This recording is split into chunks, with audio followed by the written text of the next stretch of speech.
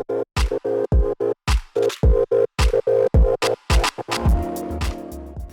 right, well, thanks so much for joining us after lunch. We really appreciate it and glad to see you all here today. This is a session on mitigating racial bias in artificial intelligence in education. So really excited to have these expert panelists here to talk about that today. I'm Kasey van Ostrand with Digital Promise, and I'll be moderating the conversation. And just to do a little bit of kind of setting for this panel, you all have been at the conference last day and a half, and seems like there's a special track for AI in education with how many sessions there are, and I think that's just a testament to AI in education is exploding. And I've heard in a few of the other sessions, the stat about went from $1 billion investment in 2019 in AI products in education to $4 billion in 2020. So that's huge, just in terms of investment. And then also there was a recent survey by EdWeek that of ed leaders, and the majority predicted that products that use AI to perform tasks in their district is going to increase in the coming school year. So in terms of investment, use, the types of applications of AI in education is also growing. There's been historic uses like intelligent tutoring systems that have been around for a long time, but we're seeing it being used more and more for things like measuring complex metrics like collaboration and engagement, to support teachers in real time with verbal cues while they're teaching, like all of these really new, exciting applications. But we know, many of us being in technology, that technology is an amplifier in a lot of ways. It can amplify good and beneficial outcomes and scale in a lot of exciting ways, and conversely can do the same for biased and negative and harmful outcomes. So looking forward to diving in with the panelists today on how do we mitigate that, how do we really address that head on. And to get started, I would like to really get clear about what we mean when we say AI and AI in education, because I think that's a good starting point. So Dave, I'd love to start with you. As a district leader, what do you mean, and what would you say AI and AI in education is? Yeah, and that's a great question, Kasey, because even outside of education, everybody's slapping AI on their product. From anything, you can go to Home Depot and some of the items have AI. Your thermostat, your lights, your refrigerator has AI now to keep your food at the right temperature. So I think it's important in education that we understand it's not just about a simple algorithm. It's not just about machine learning, because we have kids at stake. So for us, it's about how does it improve outcomes for our students? That's the key for us. And what is it doing to allow for that human factor and not lose sight of we're dealing with human beings.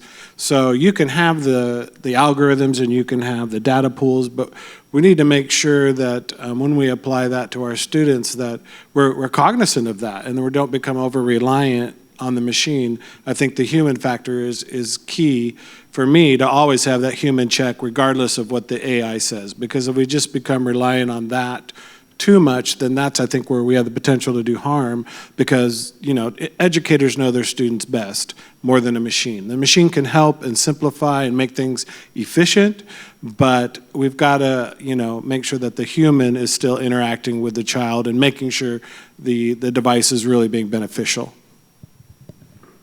Thanks, Dave. And I want to turn to Madison and Nidhi next on, as technologists and racial equity advocates, would love to hear from both of you on what is racial bias in AI, and how does that show up in education? So this panel is only 40 minutes, right?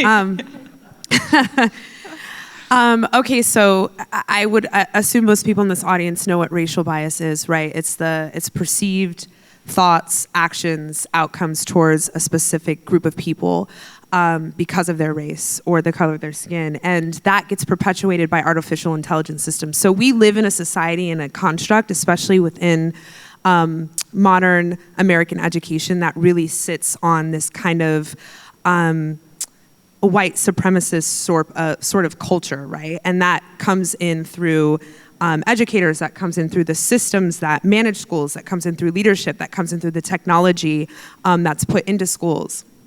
And when you put sort of artificial intelligence is a large field, right? It's a field of study and a field of understanding. But if you look at an algorithm is really just a set of steps that produce a defined outcome. So you're going to take these steps, and then this is going to be the outcome that happens. So when you're looking at racial bias and artificial intelligence or algorithms that are operating in EdTech, they're essentially making decisions that will produce an outcome that is negative towards students of color. Or in the case of EdTech Equity Project, we study this unfair outcome decision on Black and brown communities in K through 12 public schools. So we actually look at, are these systems designed in a way that when they're making a set of decisions that they will actually sort of attribute to bias and perpetuate bias that's already existing in whether it's the curriculum in a classroom or the teaching assessment models in a classroom or the data that was fed into the system, because a lot of times data within school districts might already be rid with biases that came on behalf of humans.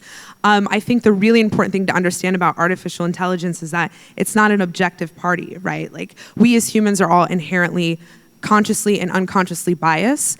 The way that bias finds itself into artificial intelligence is predominantly really in two ways. One, it's through human design and development. So as humans, we bring thought processes into the way that we build technology, and that will perpetuate racial bias or even create it. And the second is in the data. So the data in the world is also rid with biases, and that data is then fed into learning systems that are assessing that data and looking at patterns over time. Computers look at ones and zeros. They're not empathetic. They don't have the ability to assess situations the way that we do. So if there's an artificial intelligence system that is saying, all Black students do a thing and all white students do a thing, the computer doesn't know the difference between Black and white students, right? It's just saying, well, all of these students are gonna drop out and all of these students aren't. And that's a big problem that we're seeing. We talk a little bit about, Nidhi will talk about the different ways that racial bias finds its way into education, but there's plenty of examples that have been sort of highlighted in the world. You can look at the study of facial recognition systems, which misidentify Black faces 4 to 1.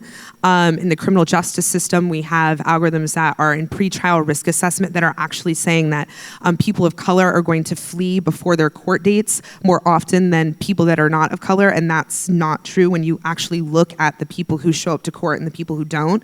We have AI systems operating in healthcare that are giving unequitable sort of undercare suggestions, telling doctors that Black patients should get this type of healthcare versus white patients. And when you look at it, it's healthcare. It's sort of projected things that the doctor should be doing for the patient that isn't up to par, right? So I think a lot of people look at these systems and think, well, a computer can't be biased, right? Only humans can be biased, but humans make computers. And the data that is fed into computers are created by humans. Therefore, computers are biased just as humans are. So we really look at how do we figure out ways to, the way that we would check human cognition, we would want to put that same checks and balance into the way that data and the way that data is used to make decisions is operating in technology. Yeah, so Madison mentioned a lot of what I would have said, but I think we talk about when racial bias finds its way into educational technologies, and very clearly say when, not if, because as many of you know, we have centuries of historical systemic racism that's embedded into many of the practices that we consider to be standard in education today, whether or not we have great, really amazing anti-racist teachers in the classroom. And so when that happens, some of those examples are, the way that Black and brown students who may speak with a different tone or dialect or accent or be familiar with a different particular culture are tracked into maybe lower levels of aptitude because of a personalized learning software, or are flagged, as Madison mentioned, as at risk in the classroom. And so that leads to over-surveillance and over-policing of those students. It can also be something like a recommendation engine that recommends certain students for workforce development rather than a four-year college. And so we see it play out in a lot of different types of technologies, not even just the ones that we might think of as traditional education technologies. Yeah. Sorry, I think the one other thing that I would add is just that the thing that makes this even more difficult is that the way that technologies are designed today, it's really difficult for even the best teacher or the best students and families to be able to recognize when something is going wrong with the technology and that something needs to be corrected. Yeah, absolutely, and that's such a great point. I was going to ask Dave, how are you seeing this show up in products that you're looking at to bring to your district? Are you able to see the biases that might be built in? Do you have an example of that? And why or why not? Why is this something you're able to do or not? I think it goes back to, and some of those might be so subtle that we don't see them, but I think it goes back to looking at Harrison, the district I work in, is 70% title, high minority. So my question would be to the industry is, what was your data pool when you collected the information for that machine learning, and how did you affect those algorithms? Because my concern is about protecting students from those harmful decisions that could be made. It's more the instructional decisions I'm worried about, that if it's starting to move students in certain directions based on the input that it's receiving, based on a data pool that looks nothing like their population or our population, then what are we doing? I'm trying to think of a real specific example. Part of that goes back to the testing that's been done to get into colleges and the entrance exams and some of those, and looking how that data historically was collected and used to make decisions about what students should get in and not get in. It was all about selecting, and that's, I think my concern is that could creep in to the artificial intelligence, either by poor design or just bad design, and then have harmful effects on students when it tries to nudge them a certain way based on their input. Yeah, I just want to add to that really quick. I think a lot of times what people say, well, if you're looking at the design and development of these products and you're saying, well, are the engineers, who can prove that the engineers are racist, right? And are they actually designing it to produce harmful outcomes? I think my perspective is that there's three options. One, you're mitigating, or you're either actively racist or you're implicitly producing racism. So you have to make a decision as an EdTech developer to say, are we actually asking the question of how will these things, that the decisions that we're making, affect the students that are going to be participating and interacting with this software or hardware on a daily basis, right? And I think that's a question that the industry is really grappling with right now. I'm sure people in here have been to some of the AI talks that have been happening at ASU+GSV, and it's like a lot of people aren't going to sit on the stage and say, hey, to all the engineers in here, have you sat down with Black students and tested your products? Have you sat down with Latinx students and tested your products? Have you gone to, have conversations at HBCUs and not just top 10 Stanford, Harvard universities to test your products? And a lot of those developers are going to say no. And that is really where the problem is a starting point for the problem, and something that we're trying to highlight and bring more light to, but also teach school educators and leaders and learners and students and communities how to have agency over what are the questions that they should be asking those types of companies to figure out if they have brought that type of thought process into the way that they're thinking about the products that they're building. Yeah, and one of the things I love about the work that you and Nidhi have done is that you kind of outline the role for all of these stakeholders to play in mitigating racial bias in AI and technology, both from the side of product developers and the side of the users, parents, teachers, students. But kind of going back to the developer side, you just really outlined the issue so well. And I'm wondering now, how do we get products and developers to care and to do this? What do we do? I think that the first step is awareness, as it is with a lot of problems. And so the one thing that I would say is there's a lot of talks today, yesterday, tomorrow about equity, and what is clear is that as an industry we talk about equity as a really general thing. And that's good. There's a lot of different types of equity that we need to be paying attention to and that are really important. But we don't hear as many people talking about racial equity in particular, and in particular Black and brown students, and how different their outcomes are than white and Asian students.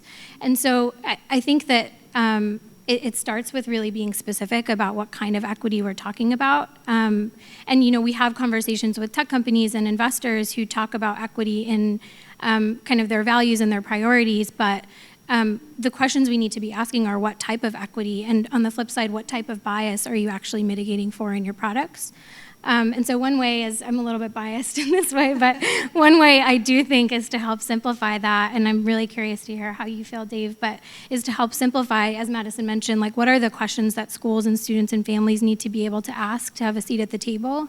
And then how do we know when a company has addressed those questions adequately? And so one method is the way Digital Promise approaches product certifications to really simplify that and at least kind of start shifting like the bar of where we expect companies to be in terms of prioritizing racial equity. Yeah, and I think as a practitioner, that's something that I really appreciate, because you can imagine every school district has someone in my role who, and every school district purchasing products. And so trying to tackle that and be aware of all the things that could go wrong, or how companies are designing, a lot of that is very complex, and so having some type of certification in place, I think, would be very helpful, because as an individual in a school district, you may not have the people. I mean, you could have a rural school district that's the principal, the superintendent, and the curriculum director, and so that's where I think certifications can be very helpful. And I think back to, we went through a data privacy movement, and that became a huge topic for educators in protecting students. And it took multiple tracks. It took the legislative track. It took some industries got a certification and a seal, but in Colorado it came down to legal action by parents that then enacted a law which school districts then had to enforce, and that was a poster-sized flow chart, 11-page contract with every vendor, and it just really overcomplicated the work. So I'm hoping that through this type of certification in AI, we don't need to go down that track, and that we can rely on industry to self-police, but also have experts alongside, including the practitioners and families who really live by the outcomes of those products. Yeah, thank you. And I know you were all involved in the development of the new product certification, and hopefully you've all received a printout with a QR code where you can go to express interest in learning more about the product certification or being involved in the pilot, so take a look at that. But I know you were all involved in different capacities in developing it, and would love to hear, what went into that. You talk about how design and development for technology tools and products is so important at that phase, and so you kind of, we just went through that with developing this product certification. I'm wondering how you, if you could talk about how you approach that. I'll let you start. Yeah, I feel like, I guess I'll just say it was a really emotional journey, if I'm honest. I mean, we'll talk about it technically, but I also think from a emotional standpoint, when you're doing this type of work, you're often going up against the system which you're trying to dismantle, right? And we had so many conversations with so many people as we were developing what were the sort of checks and balances. Because when you look at developing technology from end to end, I don't know if there's any technologists or developers in the room or EdTech executives, but it is a really, really technology is a very complicated process. And when you're thinking about ways to make things better, it often means more engineering time, more resources, more money, et cetera, et cetera. And the God to honest truth is that people are like, so if I'm going to help Black students, I'm going to have to spend more money and more time. Well, I don't want to do that. And we're no longer living in that world anymore, right? I think 2020 was very eye-opening for a lot of people in many different regards. I don't want to say it was the great equalizer. That's what a lot of people say, that we all experienced COVID and we did that collectively, but I think everybody's experience of COVID was very different depending on what resources that they were afforded or not afforded before that. But I think, just the emotional part of it and really, really trying to dig deep when you don't necessarily have people who understand even what you're getting at. And then seeing this sort of revolution happen and then everyone being like, oh, wow, this is a real problem that we want to focus on. And I think why I say all of that is because that was always at the heart of why we did this, why we do this work, why we continue to do this work.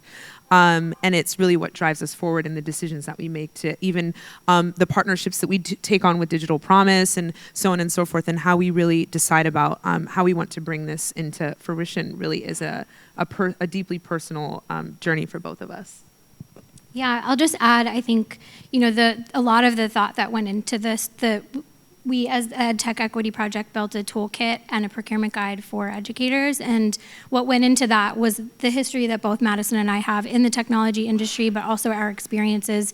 For Madison as a Black woman going through a public school district, I've had experience in schools as well as with a lot of EdTech companies that were really removed from what actually happens in the classroom and the experiences that students and families have. And it's scary to think that that is what is driving the future of learning and the narrative around the future of learning. And so we really want, and then also sort of to add, and Kasey, we were talking about this earlier, there's a lot of buzz around AI in education and equity in education, but it's very abstract, and it makes it really difficult for folks who aren't actually building the technology to be able to participate in those conversations. But the truth is, you don't need to be an AI expert to participate in those conversations or to have something really important to contribute. And so we wanted to build a mechanism that would help the industry shift towards having more of those conversations. And it's been really amazing to have Digital Promise as a partner in that, and Trisha sitting in the audience, but also to bring in educators like Dave and students and families who actually will be impacted by this work to understand, are we driving in the right direction, and will this certification actually signal the right things in the market that get both sides moving? Yeah, and I think bringing it to the level of practitioner, because this work has been happening for a long time. And when you look at the field of AI research and AI harms and equity and bias mitigation and fairness and transparency and all of these things, it can feel very much up in the clouds and really inaccessible to those that don't live in the world of academia. And engineers that are building products certainly aren't going to be reading 20-page academic papers about fairness and transparency when developing products, because they've got to go to market and they've got to make money. So I think for us, it was about all of our years in the technology industry. How do we actually have a level of understanding when you're putting line to code, how are you actually stopping for just a second to say, well, how will this affect students of color, right? And even that thought process is a revolutionary new thought process in the development of products and technology. I think the sort of term product inclusion is probably the term that's being used a little bit more widely in the industry, but it's very new, the thought process of really thinking through this, not just in artificial intelligence, but in technology development as a whole.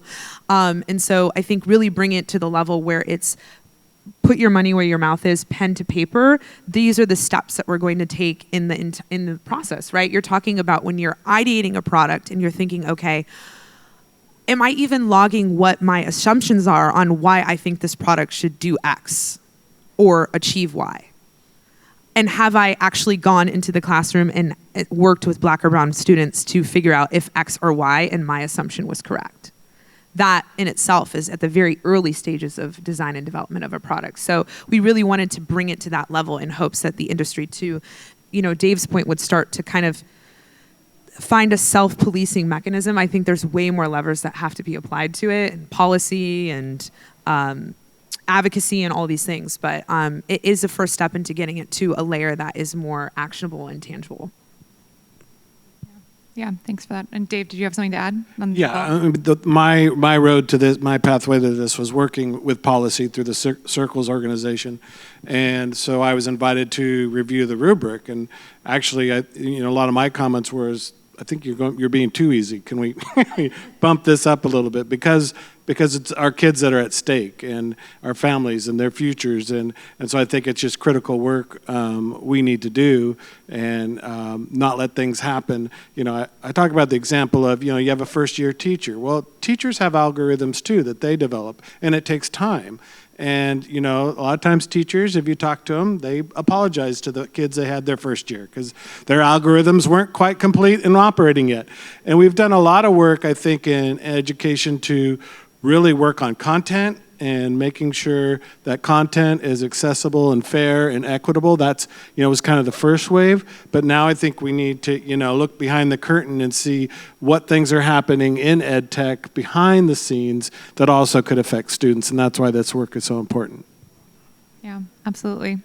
I wanted to kind of go back to, you were saying, Madison, just what happened in 2020 and how this kind of, so many things kind of happening all in one year in terms of the pandemic. And like you said, that being experienced so differently based on resources and where you live and what your job is. And then also, George Floyd's murder in the summer of 2020 last year, and kind of the racial justice reckoning that happened around that, and kind of these commitments that you're hearing from organizations and in some cases corporate companies on commitments to equity, and that you were kind of saying, this was an opportunity, but we're kind of coming out of we're in 2021. We're at some point we'll be coming out of the pandemic, and I'm just curious to hear you all talk about, like, with all of these things kind of coming together at once, and there was energy and opportunity and commitments made. How do we hold folks accountable to that while also addressing these, huge new challenges that the pandemic has brought for education? I would say that, one of the big themes in my role is, what were the silver linings? How do we capture those? And how do we not just fall back to old practice? I mean, that's a huge thing that educators are discussing, because we did in weeks what would take months, and months what would have taken years to accomplish. So how do we capture that and move forward for the benefit of students? I think that's a key thing moving forward. Go ahead.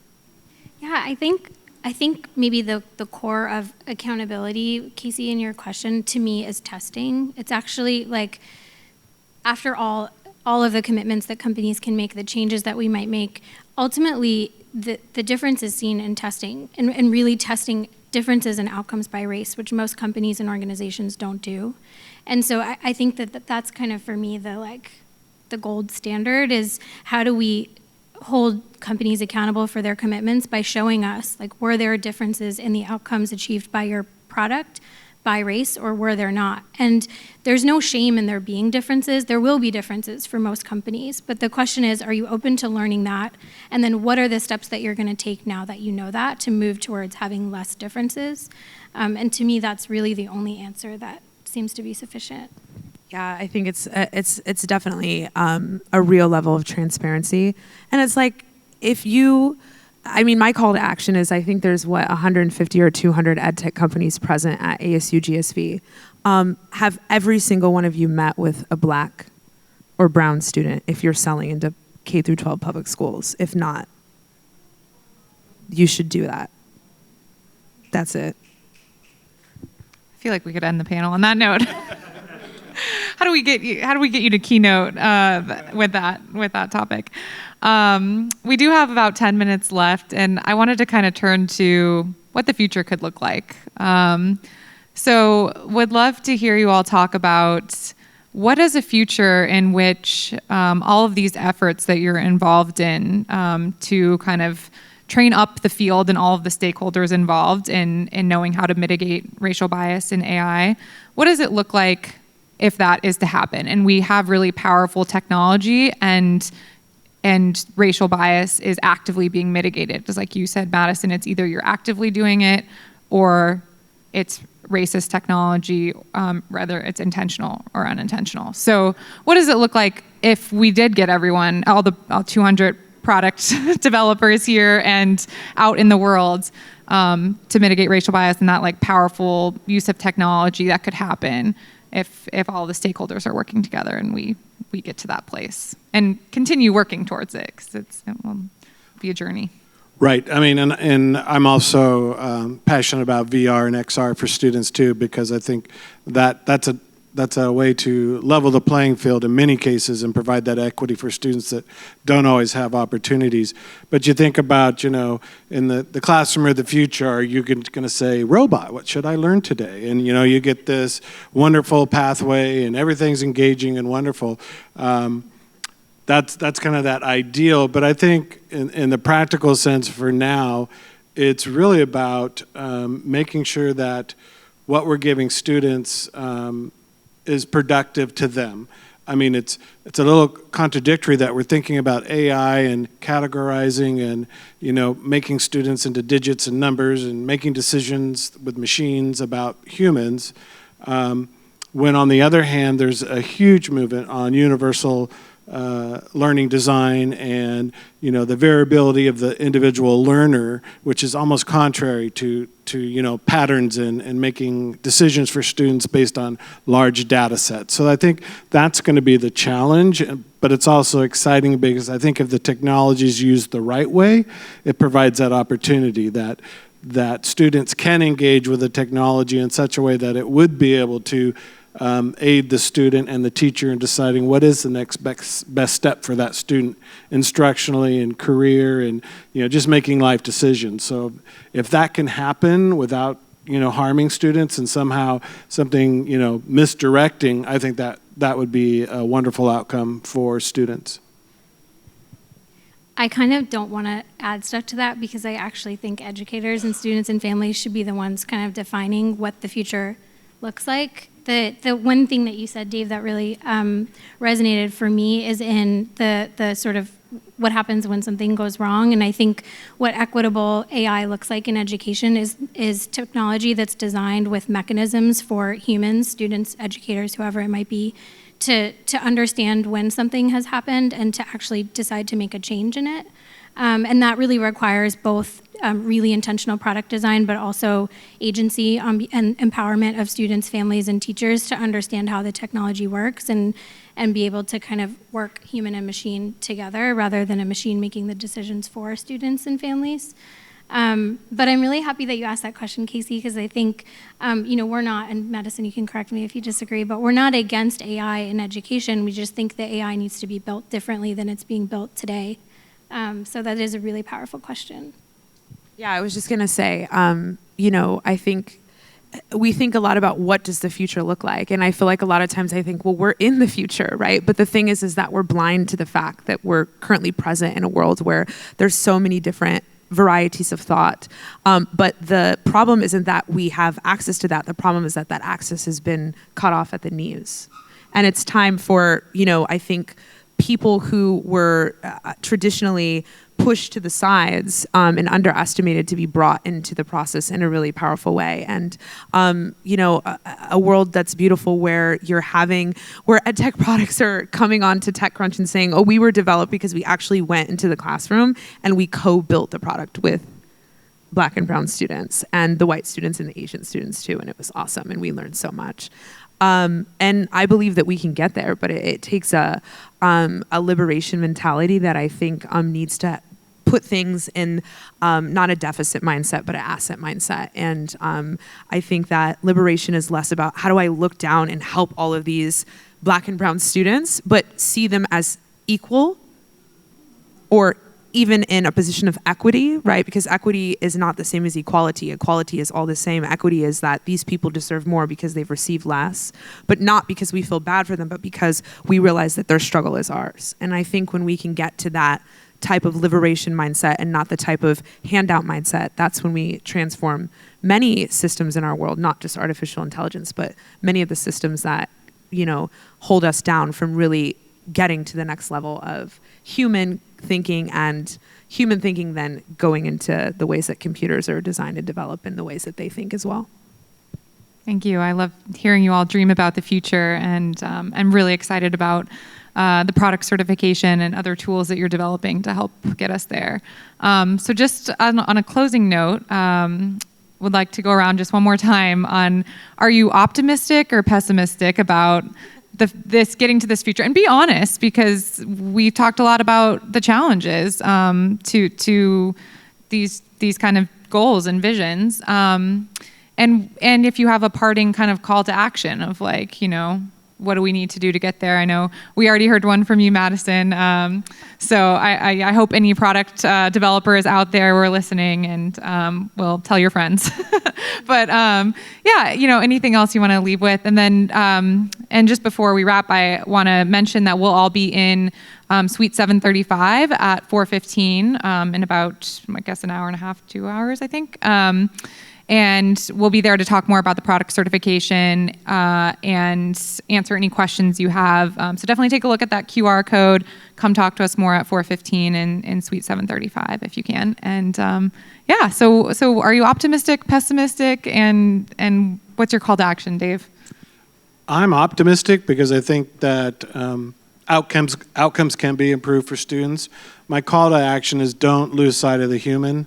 That's another big struggle, is looking at how do we make these interfaces user and human friendly, especially when you're talking about children. And I like to think of it more as augmented intelligence rather than artificial intelligence, that this is a tool that teachers and students can use to improve their outcomes. And if we lose sight of that and it's just about machine learning and having the biggest data set and being able to crunch the biggest numbers, I think we've lost sight of the human aspect. Because educators, one challenge of educators now is because it's all been about data mining and, data-driven instruction. I mean, that's been big for years now. And a lot of teachers do have a lot of data, but it's the struggle of how do I use that effectively and efficiently in my classroom. And I think that's where the artificial intelligence can be an aid to teachers, but not take the place of teachers.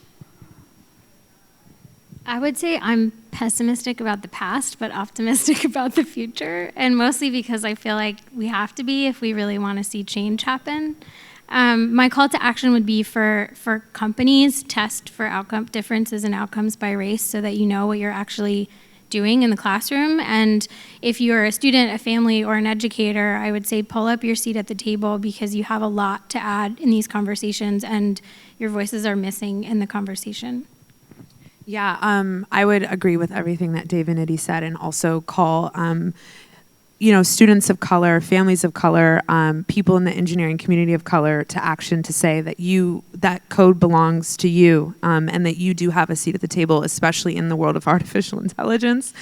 And it's something that, I've kind of positioned to be a big part of my life's work, and so we need more people, and I'm just happy to know that we're present, and the fact that we're present and our rally cry is, being heard is what keeps me in an optimistic looking kind of place. But I still think about where we're coming from and how much work we have to do. But I think it's always important to know that agency is there, because agency and knowledge is what really moves the world forward. Awesome. Thank you so much, Dave, Nidhi, Madison. It's great to hear from you all today. Really appreciate you being on the panel. Thank you to everyone for coming. Come see us again. We'll also be around for a little bit longer to chat now. So let's hear it for the panelists. Thanks so much.